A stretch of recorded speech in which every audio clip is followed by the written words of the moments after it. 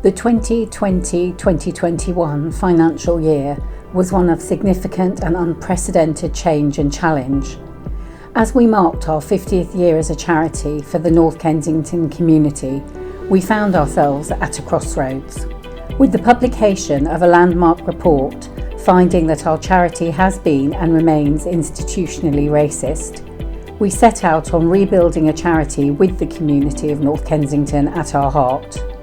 A charity whose future will be shaped by acknowledging and learning from our past mistakes, encouraging community participation, and offering courageous leadership.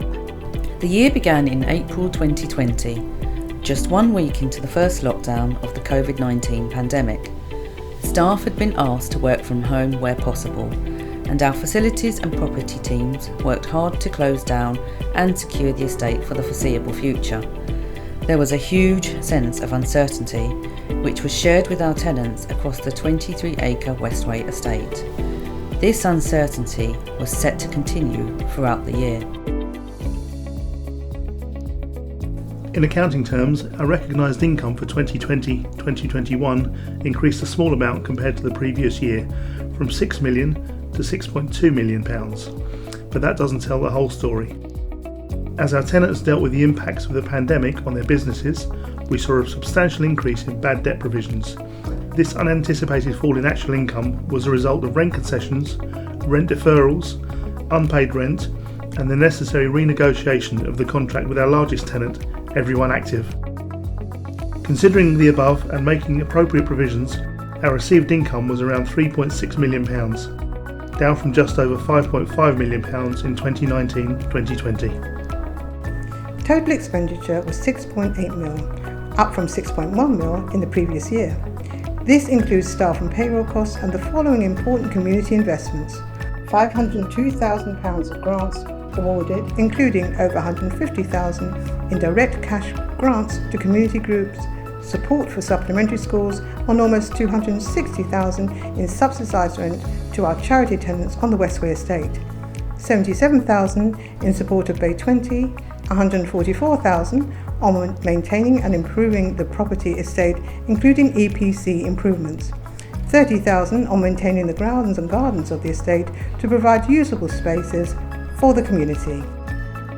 Taking into account our significantly reduced income, this difficult year has resulted in an operating deficit of £1.2 million for 2020 to 2021. Building back from this point will take time, but as we begin to emerge from the pandemic, our focus will be on ensuring financial sustainability for the charity in the long term, while continuing to maintain the Westway estate and delivering the most important services to the North Kensington community. Following the retirement of one of our Joint Chief Executives in March 2020, our second Joint Chief Executive departed in July of the same year. Trustees appointed Mark Lister as our interim Chief Executive on an interim basis to guide the organisation for a short period in order to allow time for a participatory approach in the subsequent recruitment of a permanent Chief Executive. At board level, we welcomed Councillor Marie-Therese Rossi as an RBKC nominated trustee to the board, replacing Councillor Soph McVeigh. Alex Corder joined the board in February 2021 as a member nominated trustee, nominated by St Helens Residents Association. Shortly after the end of the year, Jonathan Kelly and Manal Patel joined the board following an open recruitment exercise for new trustees. We operated with a significantly reduced workforce throughout the year. This was the result of furloughing, redundancies and departures across the organisation.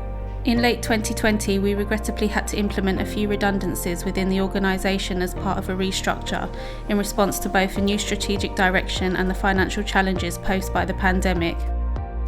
Together with a non-replacement of some staff who departed during the year, this resulted in a reduction of headcount in the organisation from 73 to 61 staff.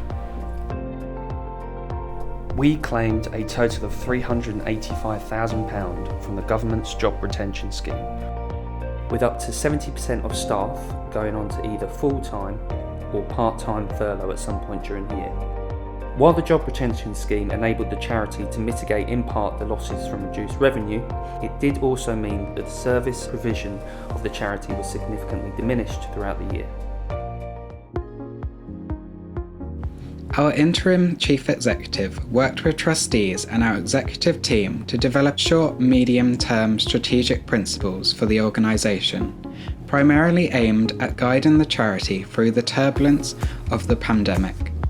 The strategy focused on the following 6 objectives: to be community-centred in all we do, to secure a sustainable and diverse income, to be a stronger voice for the community, to enhance the space and environment, to bring about internal transformation, to provide a clear path from the current crisis. While dealing with our own unprecedented financial challenges, we also acknowledge the importance of locally owned small businesses to the economy of our community and wanted to do everything within our power to protect our tenants through this difficult time. We established a rent concession panel to assess any requests for support from our tenants. In making tough decisions on support for our tenants, the panel considered things like the services and benefit that our tenants provide to our community, their previous track record on rent payments, access to grant funding support, as well as their ability to trade remotely and online, any other government restrictions and the impacts of decreased footfall on their business, and the measures that have been necessary to keep themselves and their customers safe. We were able to provide a total of approximately £213,000 in rental concessions or subsidies to our tenants throughout the year, accounting for a drop of approximately 23% of our budgeted rental income for the year. We also spent time developing a number of bespoke business support options for our tenants, including business support from the Portobello Business Centre and a bespoke programme for our tenants from Brunel University called Co-Innovate.